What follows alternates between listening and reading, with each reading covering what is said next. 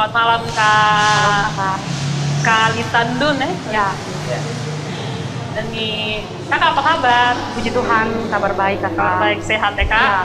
Ya, Dari muka kelihatan sehat sekali.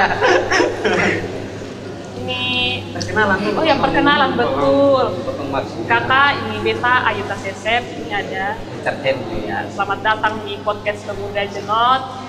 Kakak ini malam bergabung sama-sama dengan Kotong ya Kak?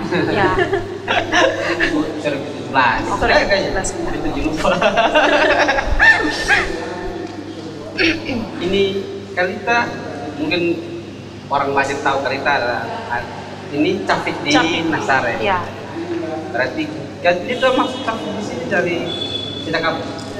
Saya baru bergabung itu tahun lalu, 2019 Desember. Jadi kalau Desember ini saya tepat 1 tahun bergabung di Jenot. Berarti Kalita kan Cakti, berarti Kalita tamatan dari tamatan teologi, Iya. sekolah teologi. Kalita dari Kris, dari KW. Ya. Oke. Kenapa Kalita tertarik? Kalita Cafik terus Iya. tertarik terus pendeta. Tujuannya pendeta. Iya. Kenapa Kalita tertarik? Baik kak, kalau secara pribadi saya tuh bukan tipikal orang yang punya cita-cita untuk jadi seorang pendeta. Nah, jadi kalau orang bilang saya ditangkap atau saya ditangkap oleh Tuhan, itu kan betul juga karena punya latar belakang atau keluarga pendeta pun tidak, bahkan untuk bercita-cita berimpian untuk berdiri di begitu banyak orang untuk memberitakan firman Tuhan pun tidak. Tetapi karena pada waktu itu ada percakapan saya dengan saya ke Bapak, jadi saya ke Bapak bilang coba tes teologi, siapa tahu lulus. Dan memang puji Tuhan, Tuhan bawa saya sampai begitu dan saya percaya bahwa Tuhan punya rencana untuk saya begitu. Jadi untuk jadi pendeta bukan sebuah cita-cita, tetapi saya percaya bahwa ini maksud dan tujuan daripada Tuhan. berarti panggilan langsung Iya, dari itu dia, Kak. panggilan dari Tuhan untuk melayani. Iya. Nah ini kakak sendiri selama di menjadi vikaris, calon vikaris, kira-kira apa yang sudah kakak alami selama ini di Jenot? Kakak lihat nih ada apa dari Jenot yang bikin kakak tertarik?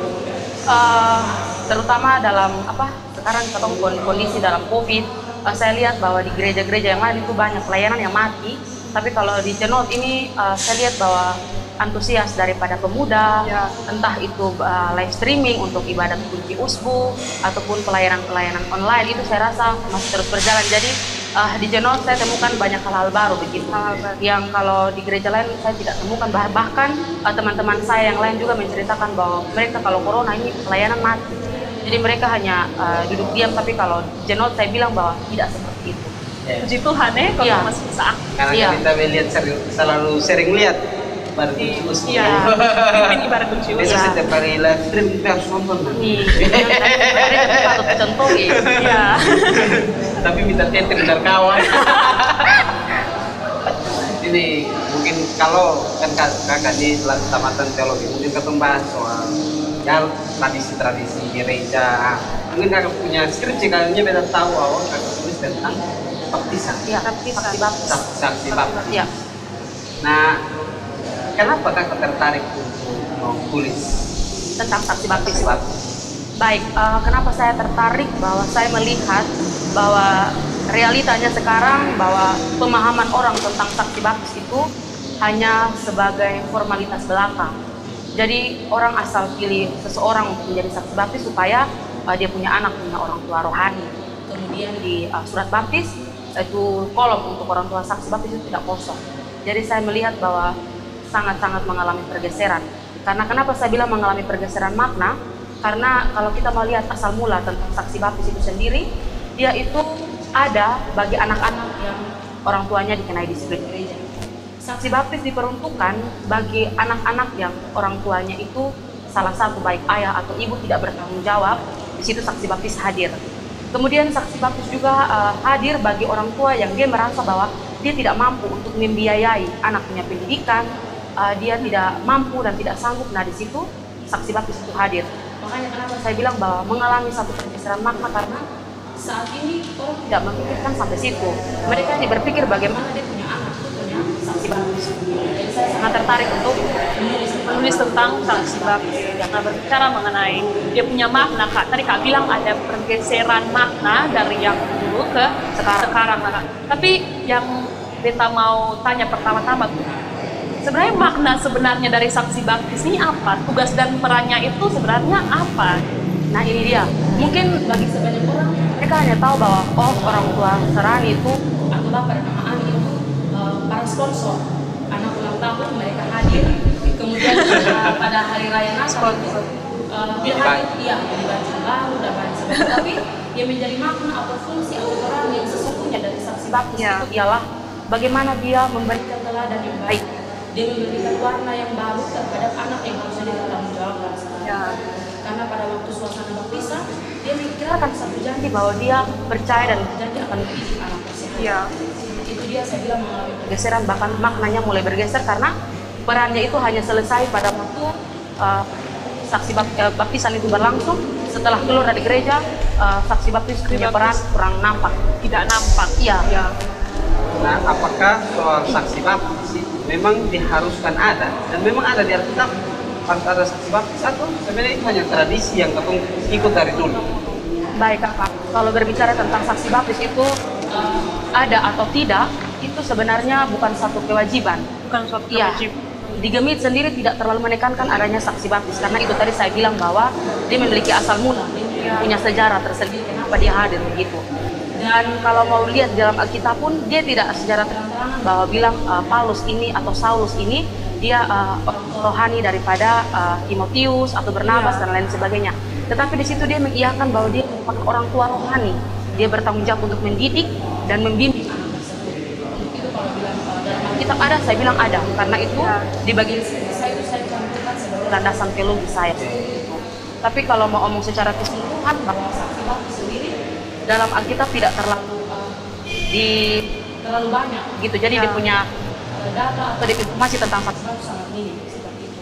Jadi kalau misalkan ada orang tua yang mau membaptiskan anaknya, apakah tidak perlu, maksudnya kalau misalkan dia tidak mau ada saksi baptis dan biar saja dia yang gendong, itu juga tidak masalah? Tidak jadi persoalan kakak, karena Gemit sendiri tidak terlalu menekankan. Iya, tidak harus bilang, oh Anda harus punya saksi baptis untuk membimbing anak tersebut.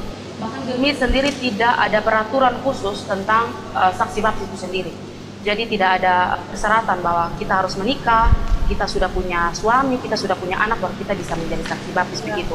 Tapi dalam ketetapan Sinode tahun 2008, di situ dia bilang bahwa intinya kita sudah menjadi anggota SIDI baru, kita berhak untuk menjadi saksi baptis seperti itu. Oh, berarti kalau menikah saya boleh? Sah-sah saja. Oh, banyak yang minta saya tolak karena saya baru menikah. Kenapa kan tolak? Karena saya baru siap. Iya. Siap ekonomi. Nanti kalau dia ulang tahun sampai mau bawa ke sini. Ih, itu sumpah.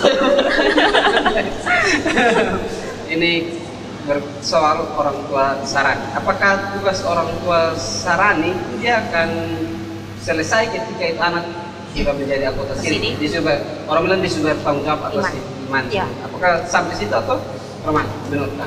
Kalau menurut saya sendiri bahwa tanggung jawab dari orang tua Sarani itu tidak hanya berhenti pada waktu dia SIDI begitu. Karena kita sendiri kalau sudah dewasa pun kita masih seringkali ada di jalan salah, kita melakukan hal-hal yang tidak berkenan di hadapan hadirat Tuhan. Untuk itu saya bilang bahwa sekalipun kita sudah ditabiskan, kita mampu mempertanggungjawabkan, tapi tugas dan peran orang tua Sarani itu terus berlanjut. Iya, menurut saya seperti itu. Kan Kak bilang tadi soal itu. Nah, ada pertanyaan dan saya ada pertanyaan yang kita dengar-dengar dari masyarakat-masyarakat sekitar bahwa kalau misalkan seorang anak Sarani dia punya bapak, dia punya mama, dia punya orang tua baptis, dia punya orang tua Sarani menanggung dosa anak Seraninya, apakah itu bisa dibenarkan atau itu sebenarnya cuman isu-isu dari masyarakat saja? Baik kakak, pemahaman seperti itu saya bilang bahwa pemahaman yang salah. Karena sampai sekarang pun kita masih memikirkan tentang hal tersebut. Jadi bilang bahwa lu buat dosa tapi punya orang tua yang Serani yang tangguh seperti itu. Pertama kita harus menjelaskan bahwa kita sebagai orang tua kandung atau kita sebagai orang tua Serani itu akan dikatakan berdosa apabila kita tahu anak itu mencuri tapi kita tidak tegur, itu kita bersalah. Seperti itu. Dan di dalam kitab Roma di situ dia bilang bahwa semua orang itu berdosa. Dia tidak mengkotak-kotakan bahwa orang besar dia berdosa tetapi anak tidak berdosa. Jadi saya bilang bahwa tanggung dosa, soal menanggung dosa itu masing-masing pribadi dia mempertanggungjawabkan di hadapan hadirat Tuhan. Nah, ketika kakak tulis ini soal Bapak Sarani, Bapak Ani lah, Iya, Bapak. Bapak Mama Ani. apakah ketika kan ada penelitian realita yang kakak temukan di masyarakat itu apakah sudah sejalan dengan idealnya sebagai Bapak Ani atau Mama Ani? Baik Kak, yang saya temukan malahan lebih anjlok dari yang sebenarnya mereka harus lakukan seperti itu. Yang pertama, orang tua kandung dia pilih saksi baptis itu dia lihat dari status sosial. Kita punya kedudukan yang tinggi dalam masyarakat, itu dia pasti jadi saksi baptis. Kemudian dia lihat dari perekonomian keluarga. Ini dua hal yang sangat mencolok. Jadi kalau orang yang kaya, orang yang punya duit banyak, mereka berlomba-lomba untuk calonkan dia sebagai saksi baptis seperti itu. Itu yang saya temukan. Bahkan calon orang tua Serani yang rumahnya pun tidak di Kupang bersama-sama dengan anak, hendak dia gendong pun ada yang ada di Sumba, ada di Rote, mereka mengiyakan. Terus yang menjadi pertanyaan bahwa kalau mereka jauh daripada anak Serani, bagaimana mereka mau mengarahkan, membimbing anak tersebut seperti itu. Jadi untuk itu mengalami pergeseran makna, mereka tidak melakukan tugas dan kewajiban mereka sebagaimana seharusnya mereka lakukan. Berarti realitas sekarang pun di Jenot ya Kak? Kalau kita lihat Kak penelitiannya di Jenot, berarti realita di Jenot sini terjadi pergeseran yang seharusnya masyarakat tahu bahwa dia punya anak Serani harus dibimbing secara iman, tapi malah memilih berlomba-lomba untuk lihat status sosialnya, perekonomian keluarga. Nah kan kalau kita lihat berarti maknanya bergeser. Nah kira-kira apakah gereja sendiri punya peran dalam memberikan contohnya mungkin ketentuan-ketentuan atau syarat-syarat kepada orang tua dalam memilih dia punya saksi baptis atau tidak? Nah ini dia yang menjadi soal bahwa gereja kalau sebelum dibaptis kan pasti ada pembinaan atau pengembalaan. Nah dalam pengembalaan itu hanya sebatas kita baca firman kemudian selesai. Jarang sekali saya temukan bahwa mereka menekankan bahwa ini peran dari saksi baptis ini bukan hanya sekedar kita gendong kemudian selesai, tapi bagaimana kita mempertanggungjawabkannya setelah sehabis kebaktian pun kita memberikan teladan yang baik seperti itu. Untuk itu, untuk mendidik anak tersebut, membimbing bahkan mengarahkan, bukan hanya menjadi tugas orang tua kandung, bukan hanya menjadi tugas saksi baptis, tetapi juga menjadi peran gereja sendiri. Jadi ketiga pihak ini sama-sama bekerja sama untuk mendidik, mengarahkan anak tersebut dalam proses pengenalan akan iman kepada Tuhan. Berarti memang untuk membangun iman ini bukan hanya tugas dari orang tua, Bapak Ani. Berarti gereja juga berperan penting. Dia berperan dengan memberikan pembinaan seperti itu. Jadi kalau bisa membuat sebuah wadah untuk membuka pemahaman jemaat yang selama ini salah. Jangan kita berpikir bahwa ini cuma tradisi yang sudah turun-temurun, jadi kita juga berlomba-lomba untuk harus punya saksi baptis seperti itu. Tapi kita tidak tahu sesungguhnya ini seperti apa, seperti itu. Itu juga untuk saya, untuk orang tua Ani yang dia sudah jadi Bapak Ani, tapi dia melupakan saya dia tugas ini mendidik. Karena orang tua dia punya anak Ani banyak, apalagi orang tua yang cukup terkenal anak Ani dia akan lupa itu dia anak Ani. Saya dia tugas untuk anak Ani itu dia akan berlanjut terusnya. Untuk itu sebagai orang yang diminta untuk menjadi saksi baptis, seharusnya dia juga merefleksikan dia mampu atau tidak. Jangan sampai sudah terlalu banyak akhirnya kita lupa bahwa ternyata si ini juga saya anak Serani seperti itu. Jadi kita harus memikirkan dengan matang kita mampu atau tidak. Jangan asal mengiyakan kemudian pelaksananya itu tidak ada. Nah berarti kalau yang beta lihat dari tadi Kak jawaban, berarti peran sebenarnya dari orang tua dan peran dari saksi baptis ini sama sebenarnya Kak. Jadi tidak mewajibkan adanya saksi baptis, walaupun mungkin memang ada yang mau ini anaknya harus ada saksi baptis, jadi harus ada maksudnya orang tua walaupun sudah ada saksi baptis juga harus tetap bertanggung jawab kepada anaknya. Iya, karena kalau orang tua saksi memberikan teladan yang baik, tapi kalau dalam keluarga hal yang baik, anaknya juga bingung dia mau ikut yang mana seperti itu. Itu harus ada komunikasi antara saksi baptis dan juga orang tua kandung. Dan juga dia punya anak Serani. Iya, anak Serani begitu. Jadi kalau kita lihat realitas sekarang, orang lihat bahwa dia punya sahabat, jadi beta pilih dia sebagai saksi baptis seperti itu. Iya, seumuran. Sahabat. Hari-hari sama-sama. Itu dia, itu menjadi soal masih berstatus mahasiswa, belum. Sedangkan kita sendiri juga masih ada dalam bimbingan orang tua. Tapi kita juga terkadang percaya diri bahwa saya mampu menjadi masih dalam bimbingan orang tua, tapi harus bimbing orang. Itu menjadi soal kakak. Berarti walaupun dia belum menikah, Tapi kalau dia sudah siap iman bisa kan? Iya. Tapi kalau memang dia belum siap iman ya jangan. Jangan seperti itu.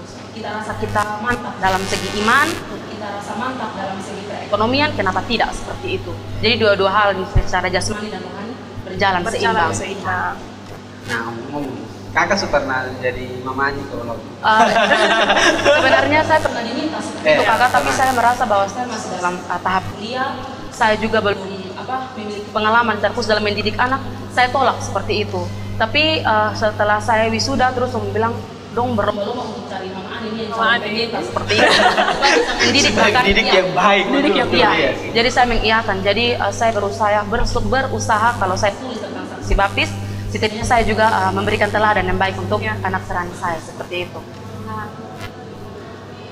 Nah, menurut kakak idealnya seorang bapak ani kalau dari Alkitab itu adalah Saul atau Paulus itu? Iya. Paulus ke Timotius Iya, kalau tidak itu salah. Dia memberikan bertanggungjawabkan dia mengarahkan untuk hidup bergaul dengan Tuhan. Jadi dia lebih mengutamakan kepada dia punya rohani seperti itu. Karena orang tua serani orang kenal dengan orang tua rohani. Nah ini Kak, ada yang berpikir yang tadi Kak juga ada mungkin ada sempat singgung ini sedikit mengenai orang-orang yang berpikir bahwa punya orang tua serani atau saksi baptis itu hanya formalitas saja. Tapi sebenarnya kalau menurut gereja sendiri bagaimana Kak? Kalau dari Kak punya pandangan tentang yang gereja mengenai orang yang berpikir bahwa ini cuma formalitas, tidak apa-apa. Kalau misalkan nanti pas dia dewasa dia tidak membimbing, tapi yang pentingnya nanti di surat ada ini saksinya ini ada nama. Saya melihat bahwa gereja kurang berperan di situ kakak. Jadi sebaiknya kalau mereka sertakan dengan nama saksi baptis, kita harus telusuri dia punya latar belakang seperti apa. Jangan sampai para pemabuk juga kita cantumkan sebagai saksi baptis. Dia yang masih berstatus mahasiswa, yang masih dalam bimbingan orang tua, kita mengiyakan menjadi saksi baptis seperti itu. Jadi akhirnya jemaat merasa bahwa hanya sebatas formalitas dan gereja pun diam seperti itu. Nah, lewat wadah seperti ini, mari kita buka pemahaman kita tentang makna saksi baptis sebenarnya seperti apa. Jadi kalau lewat pengembalaan, gereja juga bisa menekankan bahwa tidak hanya jadi saksi baptis itu bukan hanya sekedar kita berdiri, tapi dia memiliki tugas dan peran yang sangat berat seperti itu dan sangat penting yang berdampak terhadap anak yang kita bina seperti itu. Kalau sementara kan tadi sempat mention soal syarat utama kayaknya hanya soal musuh jadi anggota SID. Iya. Itu apakah di syarat itu memang ditentukan dari Gemit ataukah masing-masing gereja punya syarat? Itu Gemit sendiri kakak. Gemit sendiri pada waktu itu kan saya juga cantumkan di skripsi saya bahwa kira-kira peraturan atau persyaratan mau jadi saksi baptis itu apa. Dan dalam ketetapan sinode pas 2008 itu dia bilang bahwa cukup menjadi anggota SID dan lu dari Gemit sendiri begitu. Lu berhak bisa menjadi saksi baptis. Jadi tidak ada peraturan secara khusus yang singgung tentang saksi baptis itu sendiri. Jadi kalau menurut kakak kira-kira apakah dengan Gemit melihat ini kira-kira perlukah dikeluarkan ada ketentuan baru mengenai saksi baptis yang harus dipilih? Maksudnya perlu atau tidak? Itu dia kakak. Kalau menurut saya sangat perlu. Sangat perlu. Karena kalau kita lihat bahwa sekarang orang berlomba-lomba untuk punya saksi baptis. Nah, bagaimana Gemit sendiri dia mengupayakan atau mengeluarkan satu peraturan supaya kita lebih tertib, jangan asal-asal seperti itu. Iya. Jadi perlu sekali diperbaharui tentang peraturan tentang saksi baptis ini sendiri begitu. Kalau kita melihat asal-usul bahwa dia hanya diperuntukkan bagi anak-anak yang orang tuanya dikenai disiplin gereja, anak-anak yang orang tuanya bermasalah, tapi sekarang hal itu sangat lumrah. Mau orang tua bermasalah, kita nikah sah, orang tua tidak dikenai disiplin gereja pun mereka mengambil saksi baptis. Untuk itu kalau kita merasa bahwa saksi baptis memiliki peran yang sangat penting, perlu diperbaharui peraturan tentang saksi baptis itu sendiri. Ataupun kalaupun Gemit kalau melakukan itu, sebenarnya ketemu sebagai orang tua yang dia mau jadi dan dia mau baptis itu anak, harusnya lu sadar ketika lu mau memilih seseorang gitu. Dia menggumuli. Nah, seseorang jadi anak bapak ani ini harusnya berpikir bahwa yang pilih ini kira-kira bisa kosong. Ataupun ketong yang dipilih apakah ketong juga berefleksi sadar diri. Kayaknya gue kalau mampu nih, jadi kayak ketika orang itu kayaknya gue baru bisa jadi. Iya papa. Jadi walaupun soalnya ada aturan, tapi kalau ketong juga sadar bahwa itu penting soal kedewasaan dalam iman, berarti ini soal masalah aturan itu juga. Itu dia kakak. Jadi yang terpenting adalah sama-sama kita lihat kita punya diri gitu. Yang pertama, para orang tua kalau mau memilih saksi baptis dia harus menggumuli. Jangan asal harus di batang leher orang bilang bahwa dia tarik anggota keluarga, entah dia masih berstatus mahasiswa atau yang belum menikah, yang masih sama-sama dibimbing oleh orang tua, kita tarik kemudian saksi baptis. Kemudian itu dia sebagai orang tua serani juga kalau diminta yang minimal kita merefleksikan. Kira-kira kita sudah mantap atau belum? Seperti itu. Nah, kalau tadi Kak ada sempat singgung mengenai disiplin gereja ya. Anak waktu pada saat itu kalau misalkan anak-anak yang dibaptis harus mempunyai saksi baptis kalau dia punya dia punya keluarga kena disiplin gereja. Nah, kita penasaran nih Kak, karena mungkin kita juga baru belum tahu tentang ini. Apakah orang tua yang belum menikah anaknya dibaptis, apakah boleh? Itu ketentuan apakah boleh? Maksudnya sudah ada ketentuan atau belum? Baik Kakak, baru juga ada sempat terjadi di gereja itu.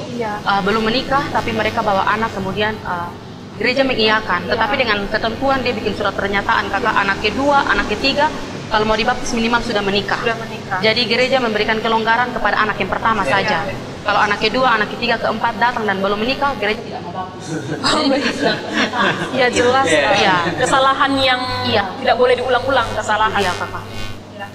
Nah ini soal kalau ini mau baptis anak, apakah idealnya anak itu punya gereja ada syarat dia batas umur nih begini nih, mulai dari umur ini harus ada tidak ada batasan umur seperti itu. Kita lihat bahwa ada yang baru lahir 40 hari mereka bawa ke gereja, bahkan ada yang sudah 5 atau 6 tahun pun dibawa ke gereja. Tidak ada batasan. Iya, tidak menjadi soal. Berarti gereja juga membaptis mungkin yang sudah mungkin dalam umur dewasa, mungkin apakah gemit membaptis?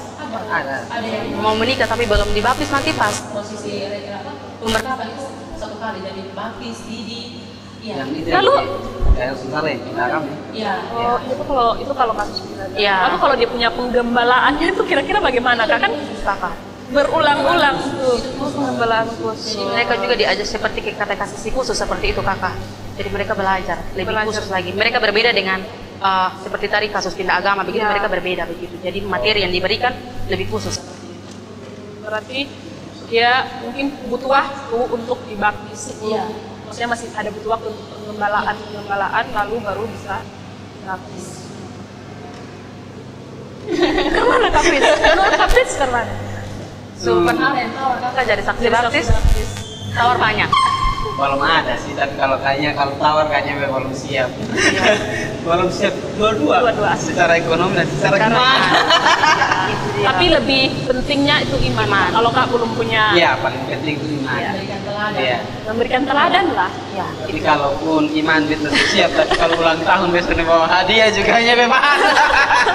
Karena tradisinya seperti itu. Orang tua serani dikenal dengan kado. Iya, seperti itu. Anak serani. Jadi kesannya anak serani kenal orang tua. Orang tua serani hanya hadir sebagai sponsor seperti itu. Kita begitu Kak. Iya, ulang tahun. Nah, itu berarti contoh bapaan yang mana? Kita kayaknya saudara bapak. Kayaknya kayak orang tua gendong langsung ya pas baptis. Iya kayaknya. Iya, beta rasa kayak gitu. Iya. Nah Kak, kan begini Kak. Peran dari tadi kita bahas tentang peran Bapak Ani ke dia punya anak serani. Nah, bagaimana dengan peran anak serani ke Bapak Ani begitu? Kira-kira menurut Kak bagaimana? Kan kalau sebagai orang tua dia menginginkan dia punya anak itu bertumbuh menjadi anak yang baik, anak yang ada pada dia punya jalan seperti itu. Nah, bagaimana hubungan anak terhadap orang tua serani tergantung bagaimana kita mendidik anak tersebut. Kalau kita hanya hadir pas dia ulang tahun, dia ini hari raya Natal, otomatis dia hanya tahu bahwa itu Bapak Ani. Tapi kalau kita membangun hubungan yang dekat, yang karib, pasti dia mendengarkan apa yang kita omong seperti itu. Dia mendengarkan nasihat-nasihat yang kita berikan. Jadi kalau kita menginginkan anak serani memiliki hubungan yang sangat dekat, menjadikan kita sebagai sahabat, dia tidak canggung-canggung untuk menceritakan apa yang dia alami. Saya rasa tergantung bagaimana kita mendidik dia seperti itu. Berarti bagaimana kita mendidik? Kalau mau dia punya hubungan yang sangat karib dengan Bapak Ani, harus selalu melakukan komunikasi, harus selalu dekat dengan kita punya anak-anak serani. Kemana Kapis? Tapi sudah hubungan dengan Bapak Ani dong, bagaimana? Beta dulu Bapak Ani sudah meninggal. Karena kan beta kan kalau biasa orang kan pilih Bapak Ani itu yang orang tua. Iya. Nah Nah kan orang tua kan usia yang itu. Kalau Jadi dulu- besok umur begini pasti lah besok. Benar. Kalau dulu mungkin orang tua lebih mengerti bahwa yang harus jadi saksi baptis itu orang tua. Tapi kita lihat sekarang, Kalau realitas sekarang sudah beda. Iya. sudah Kebanyakan itu ambil saudara kandung. Saudara kandung. Laki-laki di saudara kandung atau perempuan saudara kandung. itu orang tua mereka seperti sahabat. Sahabat. Ah. Itu nanti mereka tahu jadi ya. Ayo pernah. Jadi, Pernah. Tapi kalau misalkan dipilih juga kita akan belum siap Belum iman. siap. Belum siap. Itu dia, Belum Pak. bisa. Harusnya semua orang punya pemahaman Iya. seperti itu.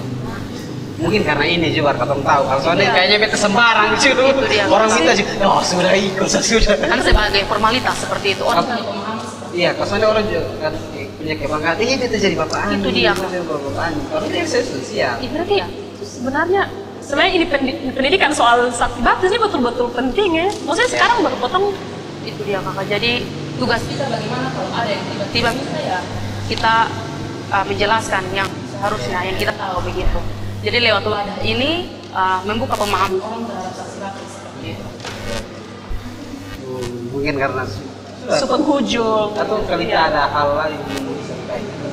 Kalau mungkin tadi saya mau bilang bahwa kalau kita sebagai orang tua yang memilih saksi baptis, lebih baik kita menggumuli, kita tanya Tuhan, kita jangan lihat bahwa dia punya status sosial yang baik, dia punya perekonomian yang baik juga, tapi bagaimana dia menjadi teladan untuk tumbuh kembang anak tersebut dalam iman. Ya.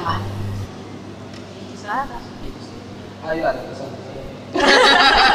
Silakan bukan narasumber ini. Siapa tahu pesan keluarga di rumah pesan bapak ani. Oke. Oh iya. Ini betul. Yang sempat terpikir Bapak Ani toh Kak. Nah, kalau misalkan seseorang mau jadi Bapak Ani, Mama Ani atau Bapak Ani, apakah harus pasangan suami istri gitu atau Tidak ada terus ada ketentuan? iya, Oh, sudah. tidak ada. Terus ada khusus harus menikah. Intinya dia menjadi anggota. Oh, sudah. Berarti itu salah Kak. Ya.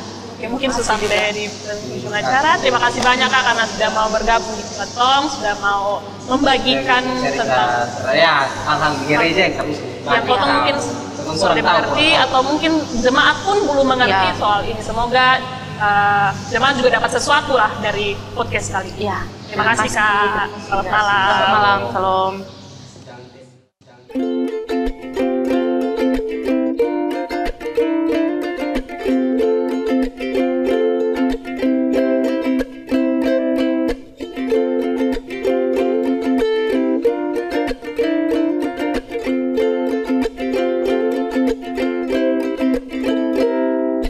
Ku mau berjalan dengan juru selamatku di lembah berbunga dan berair sejuk.